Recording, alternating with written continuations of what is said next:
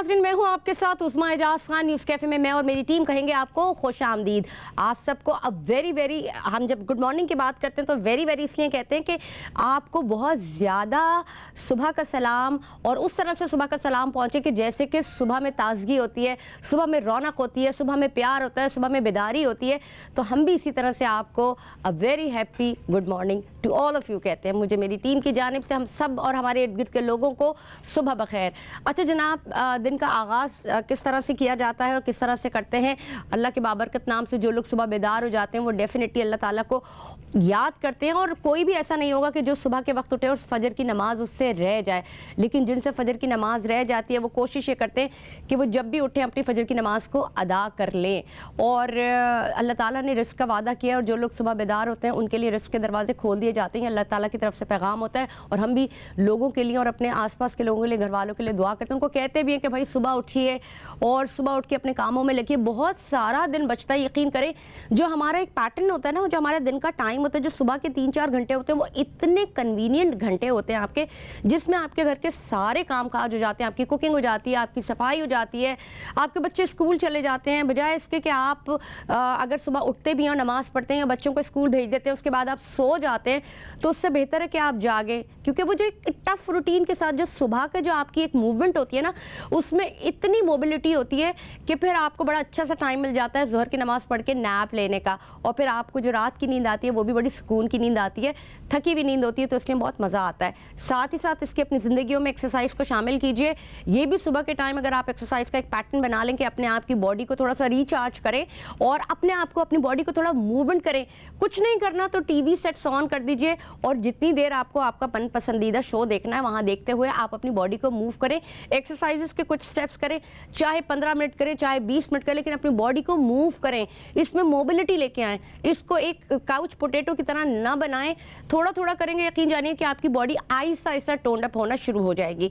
और इसी तरह से अपने दिन का आगाज़ करें, मोहब्बत के साथ, प्यार के साथ करें। ज़िंदगी बहुत खूबसूरत है। इसमें ज़िंदगी में अपने ज़िंदगी को करेज दें और टास्क बनाएं कि आज आपने क्या करना है और उस टास्क को लेके चलें। अगर कोई चीज़ रह भी गई है तो कोई फ़र्क नहीं पड़ता कि कोई चीज़ रह भी जाए। और आज के दिन के हवाले से बड़े मज़े की बात है कि मैं आपको बताती चलूँ कि मैं सुबह उठती हूँ, चाय पीती हूँ और जल्दी मेरा ब्रेकफास्ट एक्चुअली नहीं होता, लेकिन मुझे कप ऑफ टी जो है वो बेड टी पे चाहिए होती है, वो मुझे खड़ा कर देती है, वो मैं करती हूँ। लेकिन इस चाय, कॉफ़ी, टी के हवाले से अगर आपको बताऊँ ना, बड़े मज़े की बात है, बहुत ही मज़े की बात है। वो बात क्या है? वो बात ये कि आज वर्ल्ड एस्प्रेसो डे है। किस किस को कॉफ़ी पसंद है और किस किस को एस्प्रेसो पसंद है? मुझे एस्प्रेसो बहुत ज़्यादा पसंद नहीं है। मुझे बेसिकली जो है वो ब्लैक टी पसंद है। मैं जो है ना वो ब्लैक टी टाइप की मैं फेवरेट हूँ। और ब्लैक कॉफ़ी जो है वो मुझे बहुत ज़्यादा पसंद है, मुझे अपील करती है। वो इंसान को चाको चौबंद करती है और बॉडी को फिट करती है। एस्प्रेसो जो है वो चूँकि उसमें मिल्क भी शामिल होता है, वो थोड़ा सा फैटनिंग होता है, लेकिन बहरहाल एस्प्रेसो दुनिया की वर्ल्ड बेस्ट कॉफ़ी है जिसको लोग पसंद करते हैं। अब इसमें नए नए नाम आ चुके हैं, किसी में लाते आ चुका है, किसी में और बहुत सारे डिफरेंट टाइप के फ्लेवर्स आ चुके हैं। इस पर भी बात करेंगे, लेकिन आज हमने आपको बताया कि आज वर्ल्ड एस्प्रेसो डे है। नाज़रीन जनाब, सबसे पहले तो आपको लेजेंडरी अदाकार वहीद मुराद के हवाले से बताएं। हमारे चॉकलेटी हीरो थे वो और बहुत ज़बरदस्त उन्होंने अपने दौर में उस दिहाई में काम किया जिसके वो हीरो थे। बहुत ही मशहूर गाने उनके ऊपर पिक्चराइज किए गए। 40 बरस गुजर गए हैं उनके इंतकाल को और दुनिया से उन्हें गए हुए, लेकिन आज भी लोगों ने याद करते हैं। और जितनी हम अगर हीरोइंस की बात करें तो वो जब अपने नाम को उनके नाम के साथ जोड़ती हैं तो बेसिकली वो ये बताना चाह रही होती हैं कि वहीद मुराद एक ऐसे चॉकलेटी हीरो थे जिन्होंने पाकिस्तानी फिल्मी सनत में अपने नाम का सिक्का गड़ा दिया और इस तरह से काम किया कि देखने वाले दंग रह गए। और उनकी जब हम फिल्मों के हवाले से बात करें, जो उनकी पहली फिल्म थी वो थी हीरा और पत्थर थी। उनकी फिल्म जो तकरीबन अगर मैं उसके हवाले से अगर आपको बताऊं तो 75 हफ्ते वो कंटिन्यूसली चली है उसके ऊपर सिल्वर स्क्रीन के ऊपर। और साथ ही साथ ये भी बताती चलूं कि उन्होंने इसके बाद जितनी फिल्मों में काम किया और जो उनकी हीरोइंस रही हैं वो सुपर डुपर हिट फिल्में देते चले गए। इस हवाले से टीम ने एक पैकेज तैयार किया, पहले वो पैकेज देखते हैं फिर इस पर बात करेंगे। हमारे लेजेंडरी अदाकार वहीद मुराद की आज 40वीं बरसी मनाई जा रही है और मैं उनके हवाले से क्या बात करूं। जितनी भी उनके साथ हीरोइंस रही, उनका कपल इतना मशहूर हुआ, चाहे वो बाबरा शरीफ थी, रानी थी, या फिर उस ज़माने में जो ज़ेबा मोहम्मद अली जो ज़ेबा थी, उनके साथ उनका कपल बहुत ज़्यादा मशहूर हुआ, उसको बहुत सराहा गया। और मैं क्या बात करूं, अपनी पाकिस्तानी फिल्म इंडस्ट्री के एक वक्त था कि इतनी ज़बरदस्त फिल्में प्रोड्यूस होती थी जिनको देखा जाता था, जिनको देख के उनकी कॉपी जो हमारे आसपास के पड़ोसी ममालिक हैं वो उनकी कॉपी करते थे, और क्या जो फिल्मी एक माहौल होता था वो ज़बरदस्त किस्म का, लोग जाते थे जौक दर जौक फिल्में देखने। लेकिन अब अगर हम देखें काम तो बहुत अभी भी बहुत हो रहा है, लेकिन शायद फिल्मों का फॉर्मेट चेंज हो गया है, फिल्मों में वो क्वालिटी नज़र नहीं आती, फिल्म नहीं लगती, फिल्म ड्रामा क्यों लगती है, ये शायद आजकल जो मुझे ऐसा लगता है कि जो फिल्म जो है वो लाउड होती है, लेकिन अगर फिल्म को फिल्म के ही वर्जन में बनाया जाए तो फिर मज़ा आता है। अगर फिल्म को आप फिल्म देखते हुए आपको ऐसा लगे कि आप ड्रामा देख रहे हैं तो वो फील नहीं आती। और बेसिकली मुझे ऐसा ये लग रहा है कि अब शायद ड्रामों का या फिल्मों का थीम बदलता जा रहा है। बहुत सारे ऐसे ड्रामे हैं जो आपको लगता है कि वो फिल्म है, लेकिन बहुत सारी ऐसी फिल्में हैं जिनको देख के आपको लग रहा होता है कि आप कोई ड्रामा देख रहे हैं। अगर आप नेटफ्लिक्स के हवाले से बात की जाए तो नेटफ्लिक्स पे भी अब बहुत इस तरह की फिल्म्स बन रही हैं जिनका जो टेम्पो है, जिनका जो थीम है वो थोड़ा लो पेस के ऊपर होता है, और वो एक मैसेज जो होता है वो उसको कन्वे किया जा रहा था। वो बेसिकली तो होती मूवीज़ हैं, लेकिन वो उनको एक सीरीज़ या सीरियल का गुमान होता है। तो ये तो बहरहाल हम बात कर रहे थे फिल्म इंडस्ट्री के हवाले से या फिर हमारे अपने जो लेजेंडरी अदाकार हैं उनके हवाले से, लेकिन जब भी वहीद मुराद का नाम आता है मेरे जहन में तो एक गाना तो बहुत ही ज़बरदस्त किस्म के, उनके ऊपर जितने भी गाने फिल्माए गए वो सुपर डुपर हिट हुए। लेकिन वो जो मेरे ख्यालों पे चाहिए एक सूरत मतवाली सी, बहुत ही फेमस गाना है, शादियों में भी गाया जाता है, लोग उसको गाते हैं, और कोई फंक्शंस होते हैं लोग उसको ज़रूर प्ले करते हैं, ऐसा गाना है। अब कुछ बात करें, थोड़ी सी हट के बात करें, मैं आपको एक और अहम बात बताऊँ कि IMF ने मुतालबा किया है कि गैस के नर्ख बढ़ाए जाएँ। अब गैस के तो वैसे ही ऑलरेडी नर्ख बढ़े हुए हैं, और फिर IMF का मुतालबा आया है कि गैस के नर्ख बढ़ाए जाएं। नाज़रीन, जैसे कि मैंने अपने 2-3 प्रोग्रामों में पहले भी आपसे ये बात की थी कि IMF ने ये जो दूसरे कर्जे की शर्त जो थी और जिसकी मंजूरी दी थी और अभी इसका इजरा होने वाला है, इसके ऊपर कुछ कटौतियाँ भी लगाई गई थी, और कुछ ये भी कहा गया था कि कुछ ऊपर से जो है शराइत आयद की जाएंगी। वो छोटी छोटी चीज़ें करके सामने आ रही हैं, और अब जो एक शर्त सामने जो आई है, एक बड़ी अजीब सी बात है कि उन्होंने कहा है कि गैस के नर्खों में इजाफा किया जाए।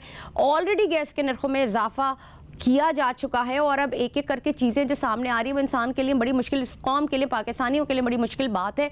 इसके ऊपर भी बात करेंगे। राना आसिफ हबीब साहब हमारे साथ मौजूद हैं। राना साहब, आपको खुशामदीद कहेंगे प्रोग्राम में। मैं सबसे पहले ये जानना चाहूँगी, IMF की तरफ से जो कर्ज की जो दूसरी किस्त के इजरा के बाद पहले ये कहा जा रहा था कि कटौती की जाएगी नए मनसूबों के हवाले से और शराइत, लेकिन फिर अफाम व तफहीम से मामला तय पा गया, लेकिन अब फिर ये सुन रहे हैं कि जो गैस के नर्ख हैं उसके ऊपर इजाफा किया जाए। तो ऑलरेडी गैस के नर्ख बढ़ चुके हैं, सर्दियाँ अभी शुरू भी नहीं हुई हैं, गैस वैसे ही आनी बंद हो गई, तो क्या कहेंगे, सूरत हाल आपको क्या दिखती है? आपको लगता है कि मजीद सैंक्शंस भी लगते जाएंगे?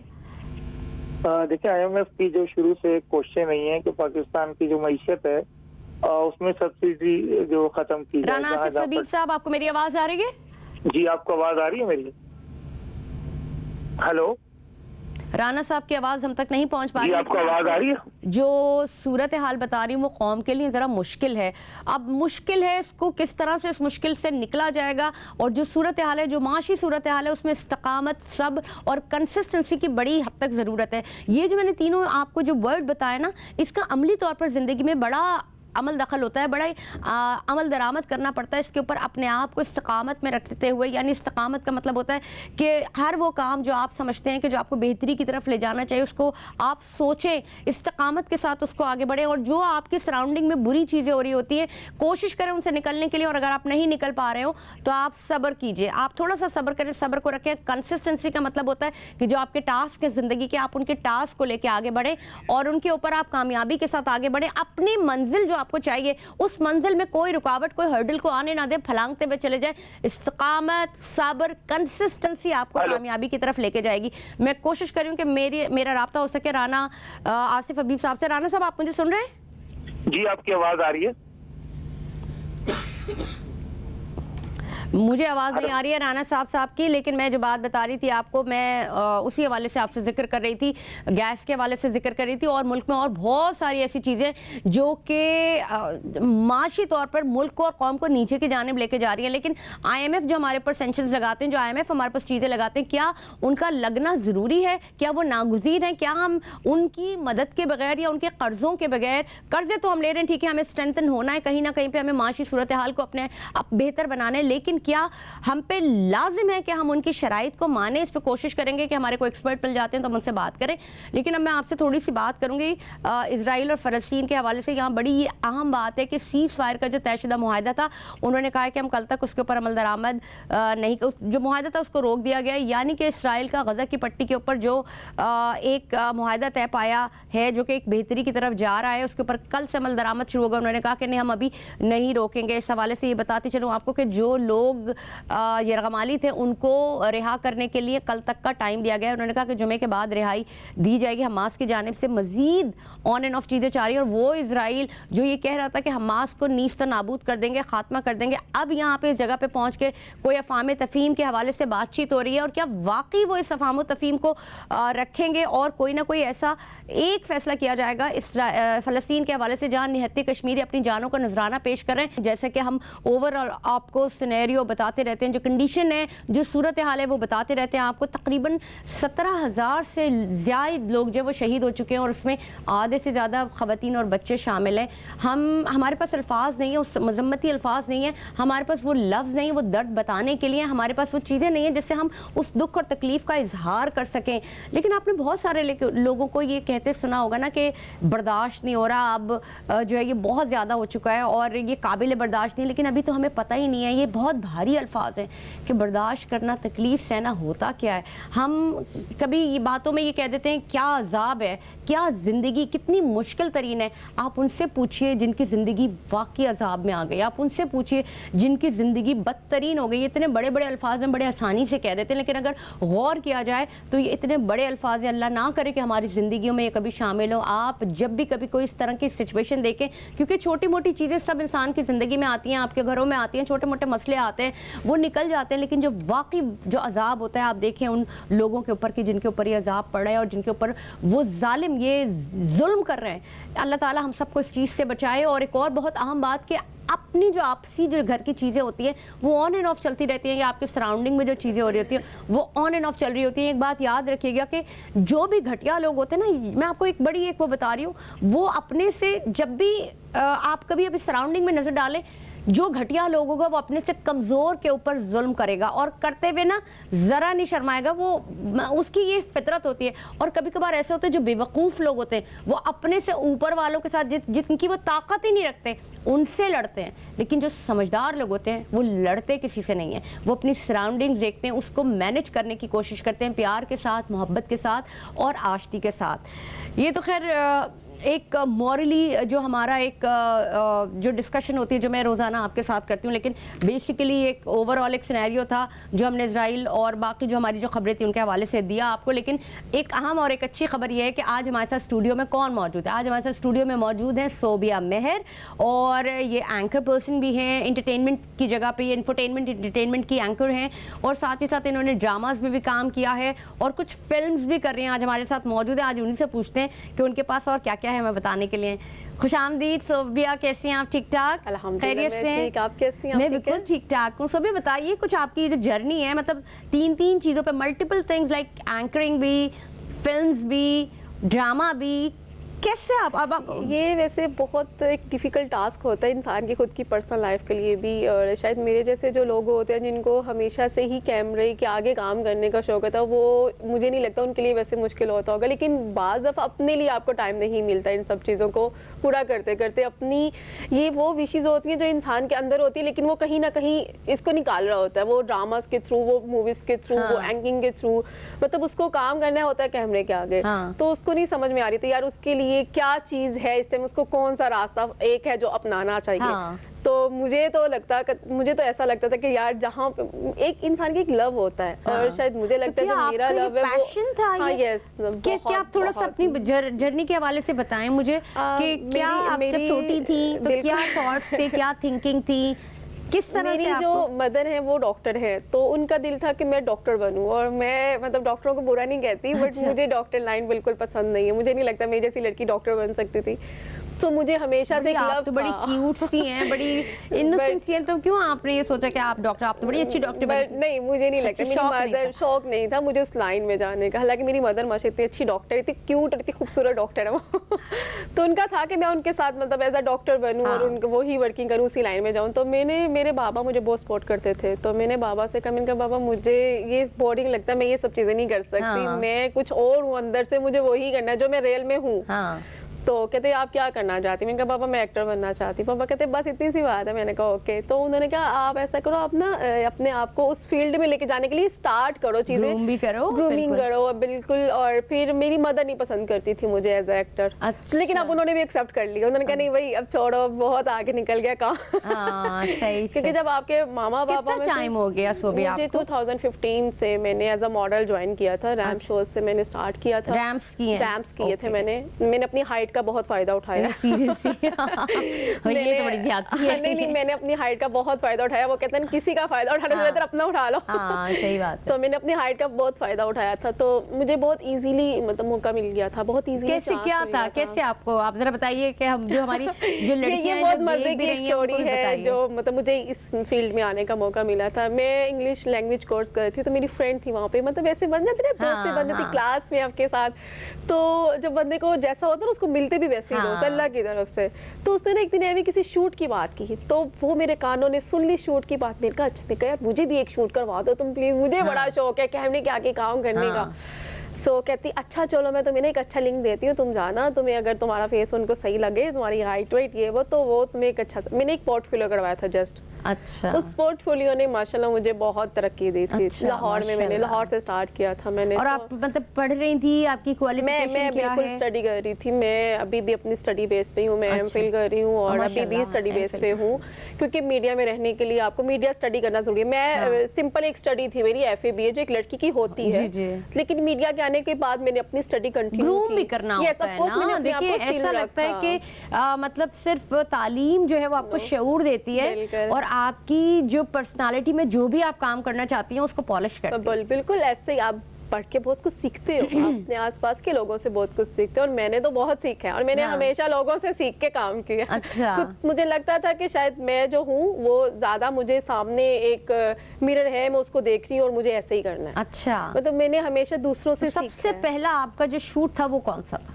मेरा सबसे पहले एक शूट था, मैंने मतलब अपने ही ड्रेसेस, अपने ही ज्वेलरी है अच्छा, वो। खुद बनाती भी हैं कपड़े? नहीं बनाती नहीं हूँ, मतलब घर के जो अच्छे ड्रेसेस अच्छा, होते हैं सही है, शादी ठीक वादी है। के जो रखे हुए होते हैं हाँ, संभाल सही के, बड़े अच्छे वाले। अपना शूट खुद किया करवाया हाँ, था। मैंने अपने ड्रेसेस का शूट खुद एक पोर्टफोलियो करवाया था मैंने। ठीक है। तो फिर वो अच्छे मतलब मुझे मिल गए थे, तो उन्होंने मेरा अच्छा वाला शूट किया, बड़ा कमाल का एडिट करके उन्होंने अपनी फेसबुक पे एवरी मतलब पोस्ट इस पे उन्होंने अपलोड किया। तो वो ठीक। खुद ही मुझे कॉल्स वगैरह चाहिए हाँ। मतलब मेरा लक था, आई डोंट नो कि मुझे आना था इस फील्ड में, आई डोंट नो, बट वो मेरा लक मुझे काफ़ी सपोर्ट करता रहा साथ हाँ। साथ। तो वो अपने ही कपड़े निकाल के, अपनी ही ज्वेलरी निकाल के, तो मैंने वो शूट वूट करवाए अपने। तो फिर उन्होंने, मुझे नहीं पता था कि वो मेरे वही वाले ड्रेसेस इतने अच्छे निकलेंगे, आइडिया नहीं होता इंसान को तब जब उसने स्टार्ट करना बस होता है। आपको कहते हैं ना एक वो किक चाहिए होती है। Yes, आपको किक लग गई, बिल्कुल। आपको शौक था, हाँ। आपका पैशन था, Yes, तो अल्लाह of ताला course। ने आपको कामयाबी दिलाई। बिल्कुल लेकिन एक ऐसे और बात होती है नाज़रीन के, मैं आपको जैसे हर दफ़ा ये बता रही होती हूँ और उन बच्चियों के लिए बता रही होती हूँ कि बहुत सारी चीज़ें जो आप देखते हैं स्क्रीन पे वो वैसे नहीं होती, उनके पीछे एक बहुत स्ट्रगल शामिल Yes, होती है। बहुत ज़्यादा। आपका पैशन बहुत ज़रूरी है और आपकी लाइंस बहुत ज़्यादा दुरुस्त होना ज़रूरी है, क्योंकि यूँ तो आपको बहुत सारे लोग मिलते हैं। अगर हम सोबिया के हवाले से बात करें तो इन्हें लकीली अच्छे लोग मिल गए जिसकी वजह से इन्होंने अपने आगे को प्रमोशन दी और अपने आप को लेके आगे चले। लेकिन आप लोग भी अगर फील्ड में आना चाहते हैं तो बेहतर तौर पे, बेहतर तरीके के साथ, बेहतर गाइडलाइंस के साथ आगे आइए और किसी भी कोई ग्रे एरिया में ना जाइए। लेकिन चूंकि जब बात हम ये करते हैं तो बड़ी ज़रूरी बात आ जाती है बच्चियों के लिए भी कि अगर फैशन इंडस्ट्री में आना है, अगर हम जब बात करते हैं कि स्टाइलिंग की बात करते हैं, ड्रेसेस की बात करते हैं, तो प्रॉपर पढ़ के आइए। इसी तरह अगर एक्टिंग में आना है, मॉडलिंग में आना है, तो you should have to go like your for, आपकी जो आपकी फॉर्मेशन है वो होना बड़ा ज़रूरी है। और अगर हम इसी तरह से बात करें, जो बच्चियों को शौक होता है, जब आप ब्यूटी कॉन्टेस्ट देखते हैं, दुनिया भर में क्या क्या हो रहा है, चीज़ें किस किस तरह से हो रही हैं और दुनिया भर से हसीनाएं एक जगह पे जमा हो रही हैं, जैसे जैसे कि अभी हमारी पाकिस्तानी एक बहुत ही ज़बरदस्त किस्म की जो लड़की थी, खातून थी, 25 साल एरिका रॉबिन जो थी, वो जो मिस यूनिवर्स पाकिस्तान का टाइटल ले चुकी हैं, वो इस मुकाबले हुस्न में हिस्सा लेने के लिए पहुंची एल सिल्वाडोर में। और वहाँ पे जब उनका जब ये तकरीबन 80 to 90 कंटेस्टेंट वहाँ पे मौजूद थे और टॉप 20s में उनका नाम आया आगे, तो उन्होंने वहाँ पे जब वो स्पीच दी तो उन्होंने इस स्पीच में बता रही थी कि उन्होंने पाकिस्तानी खानों का जिक्र किया, साथ साथ उन्होंने जो लाइट सिंड्रोम बच्चे होते हैं उन्होंने वो भी बताया कि उन्होंने उनके साथ दिन स्पेंड किया। और ये जो आपकी एक्टिविटीज़ होती हैं या आपका जो एक ऑरा होता है ना, ये बचपन से आपके दिमागों में होता है कि आपको क्या करना है, तो फिर उस हिसाब से आप अपने आप को ग्रूम करते हैं। लेकिन अनफॉर्चुनेटली हमारे मुल्क में शायद इतनी वो फैसिलिटीज़ नहीं है और हमारे मुल्क में ये रुझान नहीं है। लेकिन पहली दफ़ा एरिका रॉबिन, पाकिस्तानी खातून, 25 साल खूबसूरत सी प्यारी सी लड़की, गई और वहाँ पे उन्होंने पाकिस्तान का झंडा गाड़ा। इसको भी बात करते हैं, तो कभी आपको ख्याल आया कि जैसे एरिका रॉबिन थी, कभी आपको ये ख्याल आया कि आप भी, चूँकि आप हाइटेड हैं और आपको लगता है कि आप इसका फ़ायदा उठाएं, तो कभी आपने सोचा कि आप भी जाएं इस तरह के ब्यूटी पेजेंट्स में? हाँ, ऑफ कोर्स मेरे ख्याल से मुझे से हर लड़की का दिल चाहेगा कि यार इस टाइप के कॉन्सेंट्स में वो हिस्सा ले। और वो माशाल्लाह बहुत लकी थी और बहुत खूबसूरत भी हैं। वो उन पे ये सूट करता है। हाँ, उनको मिस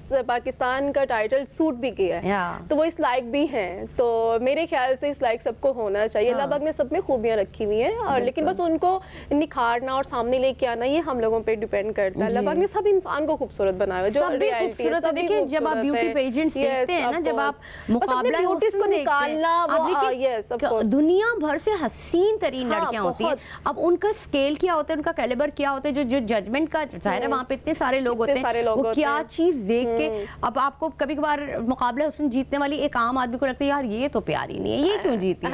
लेकिन चूंकि वो मयार खूबसूरती बिल्कुल अलग था, बिल्कुल उसमें सिर्फ एक आपकी ब्यूटी नहीं आती, उसमें आपकी किरदार भी आते हैं, आपकी नेचर्स भी आती है, सब चीजों को वो आई थिंक स्केल्स करते हैं, देन वो आपको एक टाइटल देते हैं। तो उसमें इतनी क्वालिटीज, और मेन बात है कि वो पाकिस्तान की थी। वो हमारे पाकिस्तान की कोई भी लड़की होती, वो ऐसा लगता था कि हम हैं। आपको मिले मौका, क्या करेंगे? मैं तो जरूर जाऊंगी और अल्हम्दुलिल्लाह मैं इस चीज को जरूर वेयर करूंगी, और अगर मुझे ऐसा मौका मिला तो मैं बिल्कुल भी नहीं छोड़ूंगी। अच्छा, थोड़ा सा मुझे बताएं फिल्म्स के हवाले से, क्या आपका फिल्म्स में कैसे गई? फिल्म्स का वो भी ये सडनली था। ये मैंने पहले बात की कि मेरा शायद लक अल्हम्दुलिल्लाह मुझे ले जाता है उस साइड पे। मैं आपा संगीता का एक ड्रामा कर रही थी, 2 बूंद पानी, तो उनका एक सीन, बस उसके लिए एक लड़की थी वो भाग गई उनकी, तो उन्होंने मुझे कहा बेटा यार तेरी ज़रूरत आ जाए, उनसे बड़ा प्यार है मुझे। तो मैंने कहा ओके कोई इशू नहीं है, मैंने ऑफिस ऑफ लिया, मैं चली गई बिल्कुल सीधा सेट पे जाके ड्रेसेस जो भी मतलब एक सीन के होते हैं पहने, और वो मैंने उनका शूट कर दिया। तो वो इतना उनको खूबसूरत लगा, मेरी वो एक्टिंग इतनी प्यारी लगी। आपा संगीता माशाल्लाह सब जानते हैं उनकी नेचर कैसी है, तो उनको बहुत ही खूबसूरत लगी मेरी वो चीज़ ना। तो उन्होंने एक ऐसे, उनको किसी ने कहा कि यार हमें एक लड़की चाहिए मूवी के लिए, फर्स्ट टाइटल रोल था, बहुत मजे की मूवी है। तो आपा ने कहा एक लड़की है, मैं बताती हूँ, अगर मैं उसके बारे में जानती, बट तुम लोग देख लो अगर तुम लोग लाहौर ही थी वो। यस ऑफ कोर्स वो लाहौर में ही थी। उन्होंने मुझे बुलाया, हमने बातचीत की, तो मुझे नहीं पता सामने डायरेक्टर और पूरी टीम बैठी हुई। मैं तो कैजुअली जैसी मूडी सी लड़की हूँ, दे बोली जा रही बातें, मतलब अपनी जैसे मैं बहुत बड़ बोली बनी हूँ। तो मैं तो लगी हुई आपा से वही गप्पे, वही प्यार चीज लगी हुई डिस्कशंस करने में।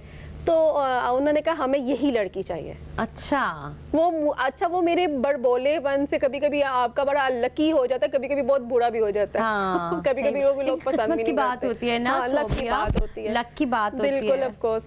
तो वो मतलब वो कुछ ऐसा सीन हुआ, मुझे नहीं पता था कि आपा ने मुझे उनके लिए बुलाया हुआ उस काम के लिए, लेकिन वो बहुत अच्छी मूवी है, बहुत अच्छी। क्या मतलब उसका थीम क्या है? उसका थीम और है, आपका क्या कैरेक्टर? मेरा उसमें है, मैं एक अमीर बाप की बिगड़ी हुई बेटी हूँ, बहुत बोल्ड टाइप की लड़की हूँ और अमीर बाप की बिगड़ी हुई सी बेटी हूँ, और बहुत ही खूबसूरत मेरा कैरेक्टर है उसमें। वैसे माशाल्लाह हमारा कैमरा ऑफ हो चुका है, लेकिन अभी ऑन एयर नहीं हो रही मूवी, क्योंकि कुछ अभी हमारे पाकिस्तान की जो कंडीशंस चल रही हैं उसकी वजह से।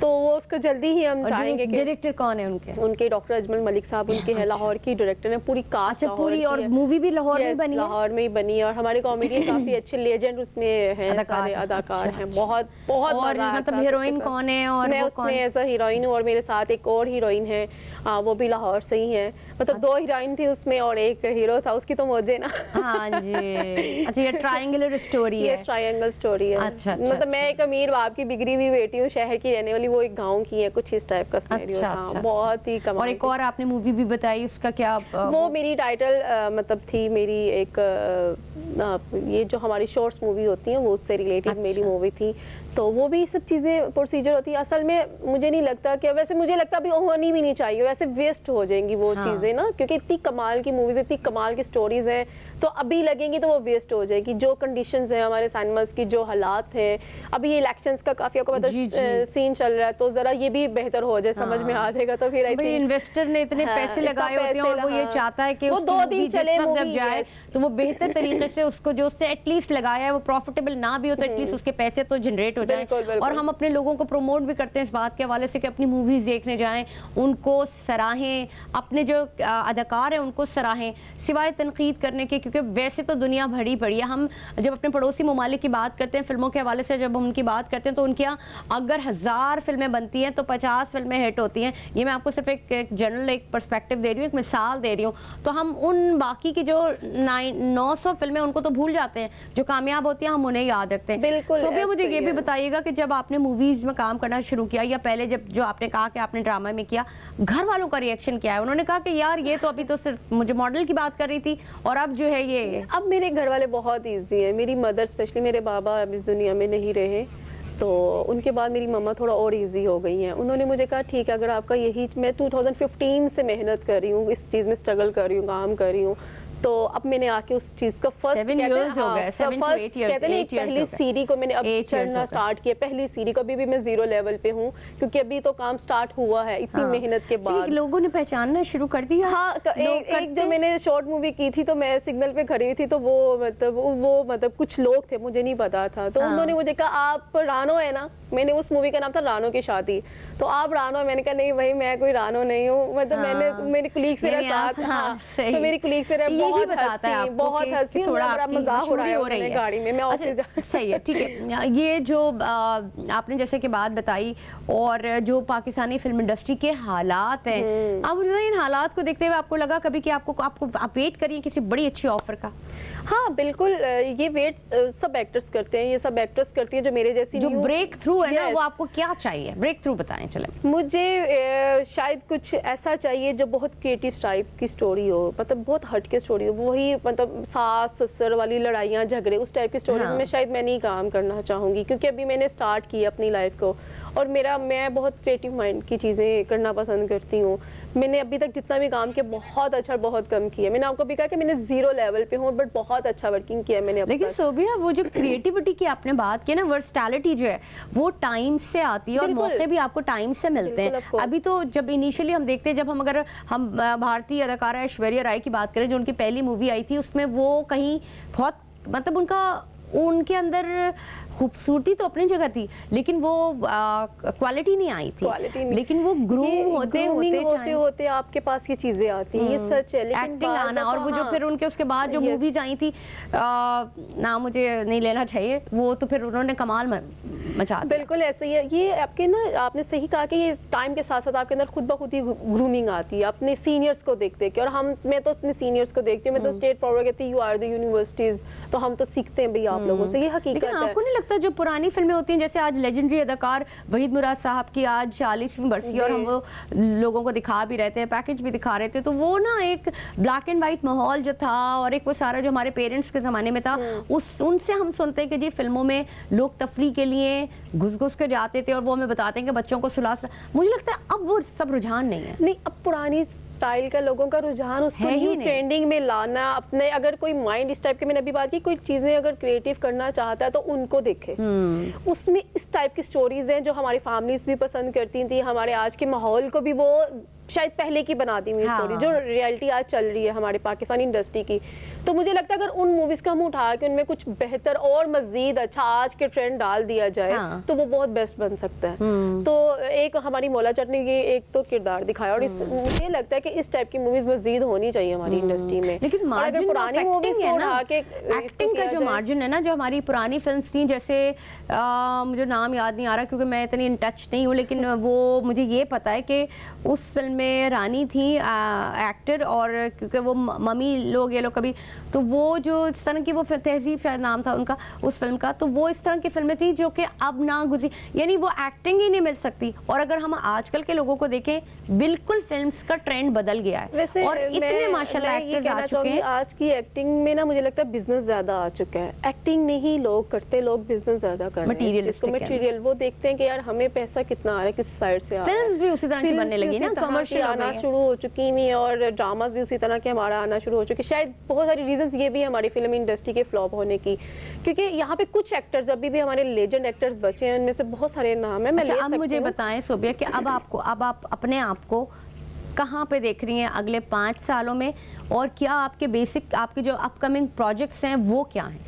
मेरे जो अभी प्रोजेक्ट्स हैं वो काफ़ी मतलब स्टार्ट हो गए, मतलब उनमें डिस्कशन चल रही है, मेरी बातचीत चल रही है उनको, लेकिन मैं उनको आपको पहले कि मैं कैरेक्टर्स को देख के काम करना चाहूँगी, क्योंकि मैं अभी अगर स्टार्ट किया तो मैं अच्छा ही कैरेक्टर करना चाहूँगी। वो नेगेटिव हो, पॉजिटिव हो, आई डोंट माइंड। मुझे नेगेटिव पॉजिटिव कैरेक्टर से कभी फ़र्क नहीं पड़ा। इसकी भी एक बहुत बड़ी रीज़न है मेरी लाइफ में, मुझे एक्टिंग से मतलब है, मुझे लोगों को कुछ बताना है, मुझे लोगों को कुछ दिखाना समझाना है। वो नेगेटिव में भी हम बाज़ दफ़ा बहुत अच्छी बात बता रहे होते हैं, लेकिन लोग देखें अच्छा यार ये बहुत बुरा कैरेक्टर है, ये नहीं सही, मतलब लोगों को मुझे लगता है नेगेटिव कैरेक्टर या नेगेटिव रोल में मार्जिन बहुत, एक मार्जिन के साथ साथ आप कुछ ज़्यादा लोगों को बता सकते हो, ज़्यादा कुछ उनसे डिस्कशंस कर सकते हो अपनी एक्टिंग के थ्रू। और अगर पॉजिटिव की बात करें तो उसमें भी आप बहुत कुछ चीज़ें शेयर कर सकते हो अपने व्यूअर्स के साथ। पॉजिटिव तो आप हीरोइन एज तो बहुत सारी चीजें ऐसी होती हैं आप करते रहते हैं। बहुत बहुत शुक्रिया। सोबिया मेहराब हमारे साथ मौजूद थी और हमारे नाज़रीन ने देखा एक बहुत खूबसूरत सी लड़की हमारे साथ आके बैठी और उसने अपने बारे में जो कुछ बताया, हम ज़रूर इनको देखेंगे। इनके लिए दुआ गो हैं कि अल्लाह ताला इन्हें आगे भी तरक्की दे, जो इनके अंदर पैशन है ना एक काम करने का, वो इनको आगे लेके जाए। लेकिन चूंकि हमारे प्रोग्राम का वक्त ख़त्म हो जाता है, तो नाज़रीन मैं आपके साथ यहाँ मौजूद हूँ। आपको खुदाफिज करने के लिए मेरी और मेरी टीम की जानिब से हम आपसे इजाज़त चाहेंगे। कल आपसे फिर मुलाकात होगी इसी जगह पे, इसी तरह से न्यूज़ कैफ़े में। मुझे दीजिए इजाज़त। पाकिस्तान जिंदाबाद।